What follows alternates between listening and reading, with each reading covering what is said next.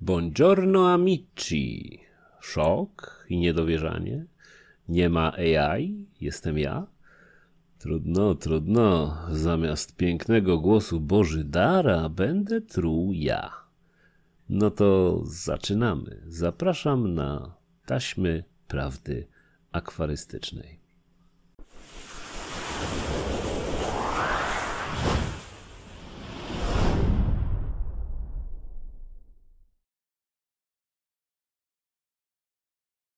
Kanał Mosarta jest wspierany przez widzów. Aby go wspomóc, skorzystaj z linków w opisie pod filmem. Siemandero. Ten cykl, czyli taśmy prawdy, nie jest w stanie umrzeć.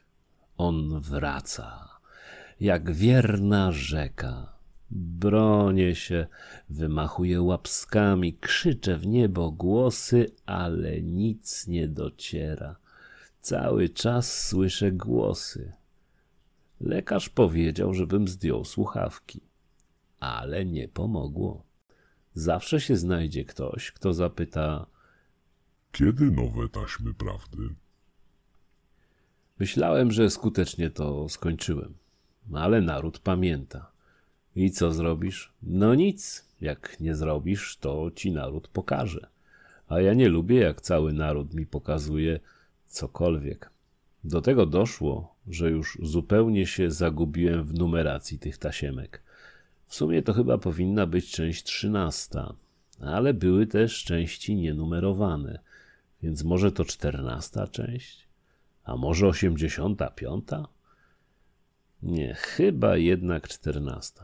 W sumie nie ma to żadnego znaczenia, bo ten serial nie ma ciągłości, choć wciąż tych samych bohaterów, czyli akwarystów i akwarystykę jako całość.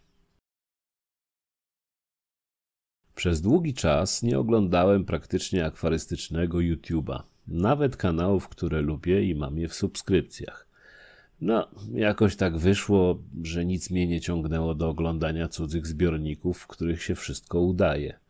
A ja patrzyłem na swoje akwarium i wszystkie macki mi opadły. To było wkurzające, stresujące i traumatyzujące. Ale w końcu postanowiłem się przełamać. Chirurdzy powiedzieli, że po raz pierwszy widzą takie przełamanie i założyli mi kołnierz z tytanu. Nie uchroniło mnie to jednak przed zerknięciem w przepastne trzewia internetu. Czy coś się zmieniło? I tak, i nie. Na pewno kanałów akwarystycznych jest więcej. Na pewno wiele z tych kanałów to sklepy i handlarze przeróżni. I to są zmiany widoczne. A co się nie zmieniło? Poziom wiedzy, szczególnie prezentowany w komentarzach pod filmami akwarystycznych patusów. Tam króluje zachwyt i dupolizizm. Ale od początku. Jaką zmianę zauważyłem na samym początku? Zerkam sobie na kanał przykładowego pana Heńka. Chcę zobaczyć, ile chłop ma filmów. Ja pierdzielę, gość zaczął 3 lata temu. Ja 11 lat temu. I on ma 5 razy więcej filmów ode mnie. Okej, umiem się opierdzielać i miałem dłuższe przerwy, ale zerkam sobie, co ile gość robi te filmiki i dowiaduję się, że codziennie. Codziennie wrzuca 3-minutowy filmik, na którym jest coś. Na dzisiejszym jest rybka płynąca w prawo. Typ opowiada o niej z namaszczeniem, chwaląc jej barwy i to, że w prawo płynie, a nie w lewo. Bo jakby płynęła w lewo, to on by filmu nie nakręcił. Zastanawiam się dlaczego i już wiem. Zerkam na jego wczorajszy film, a tam ta sama rybka, tylko w lewo płynie. Olśnienie. Jutro pokażę ją z przodu, a pojutrze z tyłu. Teraz rozumiem, jak można tyle filmów pakować do netu. Jest to jakaś taktyka, ale czemu ma służyć? Powiecie, że pewnie chce zarobić. No, też mi przez chwilę taka myśl zaświtała, ale szybko zgasła. Gość ma prawie wszystkie filmy po 3-4 minuty. YouTube zmienił swoje przepisy chyba w zeszłym roku i nie umieszcza materiałów reklamowych w filmach poniżej 8 minut, więc gościu nie zarabia na swoich filmach. I takich ludzi jest bardzo dużo na obecnym YouTube. Oczywiście nie mogę generalizować, że akwarystyczny YouTube to tacy 3-minutowcy, gadający po to, żeby tylko gadać. Może tego potrzebują? Okej. Ale codziennie? Druga rzecz, która się zmieniła, to coraz więcej kobiet akwarystek trafia na YouTube. Ja pragnę zaprotestować i powiedzieć, że jestem przeciwny, bo przez nie tracę czas. Nie to, że są niekompetentne. Dobra, już tłumaczę. Szukałem ostatnio filmu o klejeniu skał, korzeni i roślin. I trafiłem na film, w którym o interesujących mnie rzeczach opowiadała kobieta. Nie będę podawał, jaki to kanał, ani nawet nie zdradzę imienia pani Małgosi. Film o klejeniu oglądałem 4 razy. Powiecie, Mosart tępy jest, to musiał aż 4 razy przyswajać wiedzę. Otóż nie. Wiedzę przyswoiłem dopiero za 4. razem, bo przez 3 filmy przyswajałem dekolt pani Małgosi. I to jest właśnie ta przewaga kobiet na YouTube, a miało być kuźwa równouprawnienie. I nie podam linka do tego filmu, a sami sobie szukajcie. Oczywiście dla mnie najważniejsze jest, żeby film, który oglądam, w tematyce, której szukam, mnie czegoś nauczył. Bo nie jest tak, że ja już wszystko umiem. Ja się przez cały czas czegoś uczę. Bez przerwy. Ja się uczę w mieszkaniu, ja się uczę w samochodzie, kiedy jadę, ja się uczę w samolocie, kiedy lecę, ja się cały czas czegoś uczę. Jak się nie uczę tego, co mam powiedzieć, to się uczę tego, co będę kiedyś chciał powiedzieć. Cały czas się uczę. Nawet na sedesie się uczę. I kuźwa też mam na imię Andrzej. Wiele filmów merytorycznie jest słabych, ale nie każdy film to oaza wiedzy. W końcu bardzo wielu akwarystów chce się po prostu i zwyczajnie pochwalić swoim zbiornikiem. Często są to akwaria generalnie słabe, ale ja tą chęć pokazania swojego zbiornika jak najbardziej rozumiem i popieram. Natomiast nijak nie mogę zrozumieć pędu za jakimś trendem z klapkami na oczach i z popadaniem w samozachwyt. Tu mi się przypomina niegdysiejszy król YouTube, niejaki Gracjan Rostocki. Kiedy zaczęły się w naszej telewizji pojawiać programy kulinarne, Gracjan postanowił iść za ciosem i wypuścił filmik, jak ugotować sobie parówki w garnku z wodą. Było to odkrywcze. Podobno Gesslerowa 3 dni wtedy płakała i planowała nawet zamknąć restaurację. Gracjan gonił za trendem gastronomicznym. A za czym gonią akwaryści? Kurczę, trudno teraz powiedzieć. Kilka lat temu gonili za aquascapingiem. I wcale się nie dziwię, bo akwaria prawdziwych aquascaperów są naprawdę świetne. Przyciągają wzrok. Nic dziwnego, że młody starzem akwarysta wali w pampersa, jak coś takiego zobaczy. Problem jest w tym, że aquascaping nie polega na kupieniu 5 korzeni, wysypaniu między nimi ścieżki z piasku, posadzeniu roślin i oglądaniu efektu. A może na tym polega? Nie, no kurczę, może technicznie tak, ale to jest tak jak z modelarzami. Model skleić każdy może, jeden lepiej, a drugi gorzej. Więc są wśród nich wirtuozi, których dioramy zrywają beret i urywają dupę. Ale są też zapaleńcy, których modele lepiej, żeby nie oglądały światła dziennego. Tak samo jest z aquascapingiem. Są wirtuozi i są lamerzy. Ja chyba na takiego lamera trafiłem na jednym z kanałów. To, co wykonywał w swoich zbiornikach ten typ, wołało o pomstę do nieba. Że w to wszystko piorun nie pierdzielną, to cud, panie, cud. Niby używał tych samych rzeczy, co aquascaperzy, niby kopiował jakieś wzory ustawienia w akwarium, a jednak to, co było efektem tych operacji, przypominało kupę przejechaną przez traktor. To mnie zawsze dziwiło. Bezkrytycyzm. Nie odmawiam nikomu chęci do tworzenia czegokolwiek, ale chwalenie się czymś, co definitywnie nie wyszło, jako czymś, co jest olśniewające, uważam za zdrowe przegięcie. Ale aquascaping według mnie stracił pierwsze miejsce w trendach akwarystyczno-YouTube'owych. Absolutnie nie sugeruję, że upadł, po prostu nie jest już wiodącym trendem. To moje zdanie i możecie swobodnie się z nim nie zgadzać. Co zatem przejęło pałeczkę na YouTube? I tu chciałbym powiedzieć, że to i to. No ale widzę, że te trendy się strasznie rozmyły. Ja faktycznie dość długo nie oglądałem innych kanałów, więc kilkudniowa dawka akwarystycznego YouTube lekko mną poruszyła i zaskoczyła. Zaskoczyło mnie to, że mnóstwo kanałów nie trzyma jakiejś własnej narracji, nie stara się wyrobić jakiegoś własnego stylu na YouTube, że produkuje taką papkę, która ma im przynieść zainteresowanie, suby, łapki i pewnie gigantyczne zarobki. Tu można się pośmiać. Przykład? Gdzie się nie obejrzeć, kanały mają filmy z serii 5 najłatwiejszych roślin akwarystycznych albo 5 najłatwiejszych w hodowli ryb akwariowych. Bardzo się nie pomylę, jak powiem, że to są te same rośliny czy ryby.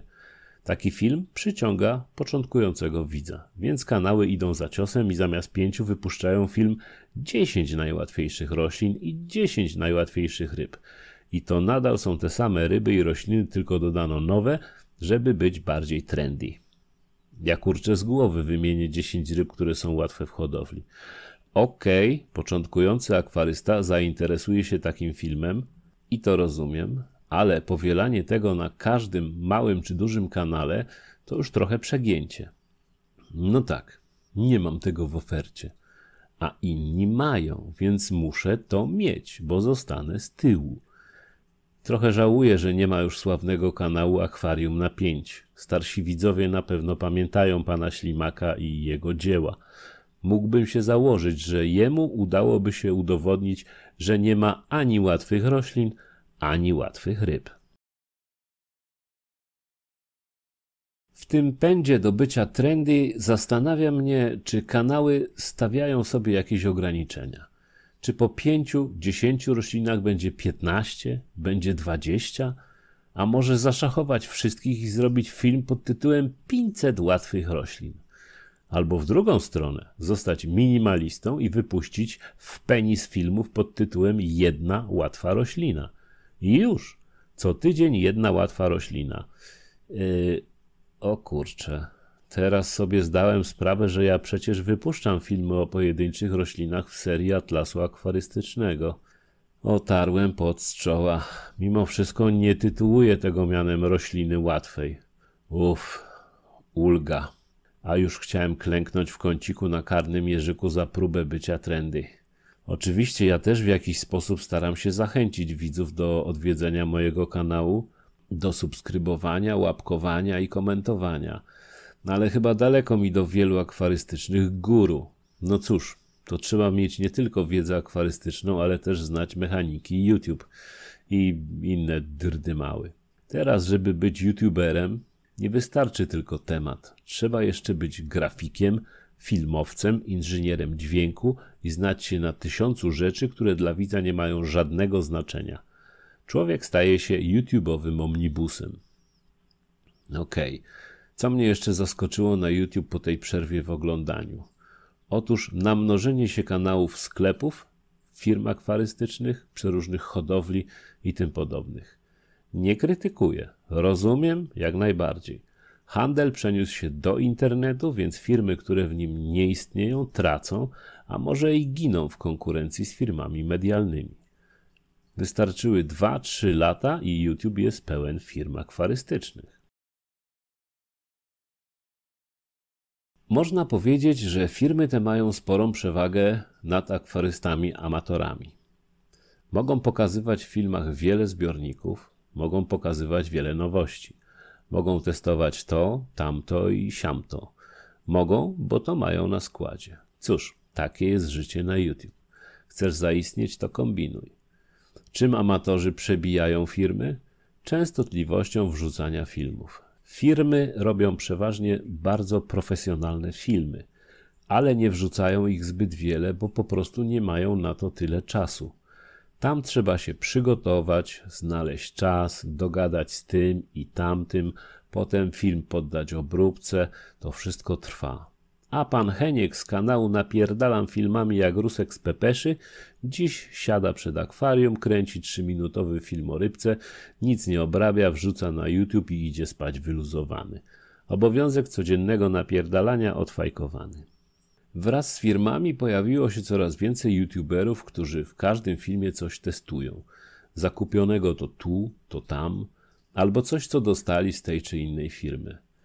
Ja rozumiem ten proceder, ale czasami męczy mnie, kiedy każdy film na kanale tego czy owego zawiera lokowanie produktu. Bywa to trochę męczące i natrętne. Wiadomo, firma może wyolbrzymiać zalety jakiegoś sprzętu czy ogólnie swojego towaru, a jednocześnie próbuje zanegować przydatność produktu innej firmy, czy też innego sposobu prowadzenia zbiornika. Tak było i będzie. Ziemia ogrodowa, na której powstało 1000 zbiorników, była bardzo B dla firm, bo ziemia tania, a oni muszą sprzedać w penis drogi substrat. Więc zachwalamy substracik i obrzydzamy ziemię ogrodową. Takie życie. Ale skoro firma wyolbrzymia, to lepiej jakiś produkt dać akwaryście. On przetestuje, powie gdzie to kupić, a ludzie mu uwierzą, bo przecież on jest taki sam jak oni. No nie jest. Bo co prawda firmy jak podpisują jakąś umowę z akwarystą, a różne są formy takich umów, to nie sugerują nawet, że ma opowiadać o ich produkcie w samych superlatywach. Ale co ten biedny akwarysta ma zrobić, jak dany produkt jest bardziej do dupy niż czopek? Jak ich zjedzie za to, to firma go po prostu skreśli i nie będzie mu nic więcej przysyłać za darmo.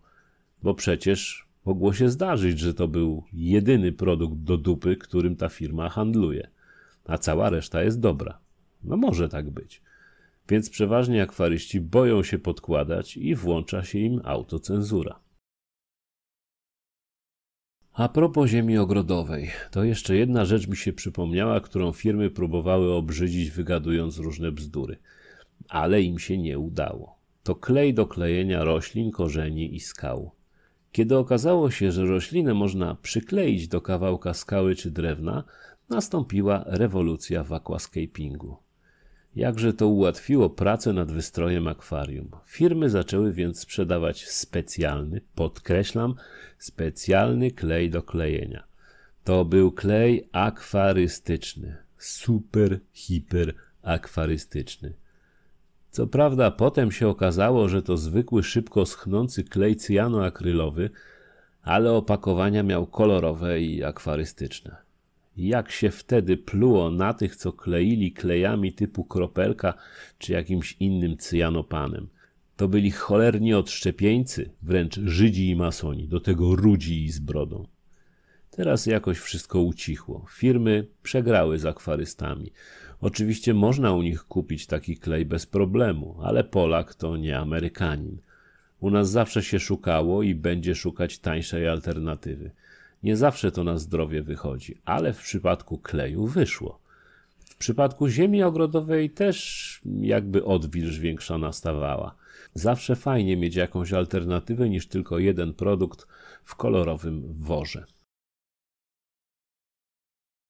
Na koniec chciałem powiedzieć jeszcze o jednym typie, którego wyhaczyłem przeglądając YouTube. Szukałem filmu o robieniu wodospadu w akwarium. Oczywiście to nie wodospad z wody, bo woda w wodzie jest słabo widoczna. Rzekłbym, że nawet woda się z wodą zlewa. Są to wodospady zrobione z piasku. Fajny pomysł, bo wygląda to atrakcyjnie i w sumie nie wymaga jakiejś kosmicznej techniki. Wystarczy pompka do powietrza i parę rurek. No nie każdy to zrobi, ale jest to robota dla powiedzmy średnio zaawansowanego majsterkowicza. Szukałem takich filmów i oczywiście znalazłem. I to naprawdę sporo. Różnych. I trafiłem w film z wodospadem pewnego gościa. Wodospad był fajnie i dobrze zrobiony, więc zacząłem oglądać. Gość powiedział, że to jego wodospad i on takie wodospady robi i sprzedaje i za nic na świecie nie powie, jak to działa. Jak to usłyszałem, to stwierdziłem, że gościu jest nieźle odklejony od rzeczywistości. Bo obok jego filmu było 10 innych, w których to filmach ludzie dokładnie pokazywali i tłumaczyli, w jaki sposób te ich wodospady były zrobione. A ten kolo się zaparł i nic. Ja to robię i sprzedaję, to wam nic nie powiem i tyle. Okej, jego prawo zachowywać tajemnicę. Gdyby ta tajemnica nie była tajemnicą Poliszynela. Poliszynel to taka postać z teatru lalek, która jest garbata i rozsiewa plotki. Chociaż nie wiem, czy przy obecnej poprawności politycznej można mówić garbaty, ale nie wiem, jak powiedzieć. Zaraz, może osobnik w przód zgięty? Długie, ale politycznie poprawne. Na pocieszenie powiem tylko, że jego wodospad był wykonany bardzo dobrze i atrakcyjnie, ale nic więcej. W dzisiejszych taśmach prawdy poruszyłem kilka tematów, które nasunęły mi się po przejrzeniu akwarystycznego YouTube'a. Dlatego postanowiłem się nimi z wami podzielić. Drogi widzu, jeśli film ci się podobał i chcesz oglądać nowe produkcje z mojego kanału, zasubskrybuj go i daj łapkę w górę. Dziękuję from the mountain. Jeśli kolejny raz znajdą mnie przemyślenia, być może pojawią się kolejne taśmy prawdy. Ale nie obiecam, bo nie jestem politykiem. To dobranoc.